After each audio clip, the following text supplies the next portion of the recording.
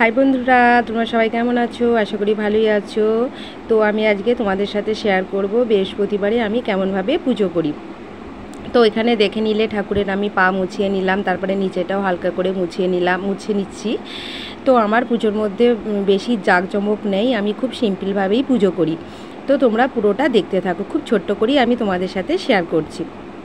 তারপরে আমি জয়গুরু ঠাকুরকে মালা পরিয়ে দিলাম। তো প্রতি বৃহস্পতিবার আমাদের বাড়িতে মালা আসে। তারপর যে ছোট্ট করে যে সরস্বতী ঠাকুর তাকেও পরিয়ে দিলাম। তারপরে ওখানে আছে কৃষ্ণ ঠাকুর, আমার গণেশ, লক্ষ্মী, ওদেরকেও মানে একটা বড় মালাকে মানে তিনজনকে পরিয়ে দিলাম। তো তারপরে দেখো জবা ফুল, কলকে ফুল, টগর ফুল যে তুলেছি সেইগুলো দিয়ে আমি ঠাকুরগুলোকে খুব সুন্দর করে সাজিয়ে নিই। তো আমি প্রতিদিনই বলতে গেলে পুজো এইভাবেই করি। আর মালাটা বিশেষত এই বৃহস্পতিবার দিনকেই আসে আমাদের বাড়িতে। তো আমি বৃহস্পতিবারে ঘট আর এইসব কিছুই পাতি না, বললাম না, খুব সিম্পলভাবেই আমি পুজো করি। তো তারপরে ঠাকুরের দেখো খাবারের জায়গা আমি সাজিয়ে নিলাম, গ্লাসে জল দিলাম, আর যে ছোট ছোট যে কাঁসার থালা আছে ওতে আমি বাতাসা দিলাম। তো আমরা বাতাসা দিয়েই ঠাকুরের প্রতিদিন সেবা দিই। আর মাঝে মধ্যে ইচ্ছা গেলে সন্দেশ আরে কিনে নিয়ে আসি, তখন সেইগুলো দিতে থাকি। আর যে নকুলদানা আমি দিই না, আমি বাতাসা দিয়েই ঠাকুরের পুজো দিই।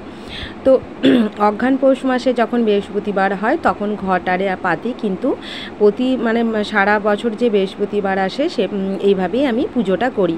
আমরা ঘট পেতে পুজো করি না। তো দেখো আমি গ্লাসে আরে সব জল দিয়ে দিলাম। তারপরে দেখো ঠাকুরকে যে খেতে দেবে, দেখবে খাবারের জায়গা একটা করে ফুল অন্তত, নালে তুলসী পাতা দেয়া কিন্তু খুবই দরকার।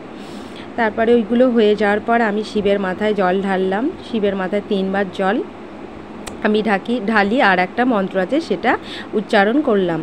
আর আমার ক্যামেরাম্যান হয়েছিল আজকে আমার ছেলে। তো এরপরে আমি এখানে গুরু দীক্ষা নিয়েছিলাম, সেটাই আমি মন্ত্রটা মনে মনে উচ্চারণ করছি। এই মন্ত্র তো কাউকে বলা যায় না, এটা নিজেকেই মনে রাখতে হয়। তো আঙুলের সাহায্যে গুনে গুনে আমি 20 বারের মতোই উচ্চারণ করি। বেশি 108 বার করার মতো অত টাইম থাকে না, তাই জন্য 20 বারের মতোই করি। তো যে গুরুদেব ছিল তো সেই এভাবে বলে দিয়েছিল যে টাইম না থাকলে 20 বার করবে, নাহলে জয়গুরু জয়গুরু বলে শেষ করবে। তো বন্ধুরা, আমার ভিডিওটা যদি ভালো লাগে লাইক, শেয়ার, সাবস্ক্রাইব করবে, আর ভালো লাগলে কমেন্ট করে অবশ্যই জানাবে। তো আমি এখানে গুরু দীক্ষা যে নিয়েছিলাম সেটা আমি করে নিলাম। তারপরে আমি ঘন্টা বাজিয়ে দিলাম। এটা প্রতিদিনকার আমাদের মানে পুজোর পর এটাই করি আমি। তো বন্ধুরা চলো টাটা বাই। ভিডিওটা যদি ভালো লাগে সাবস্ক্রাইব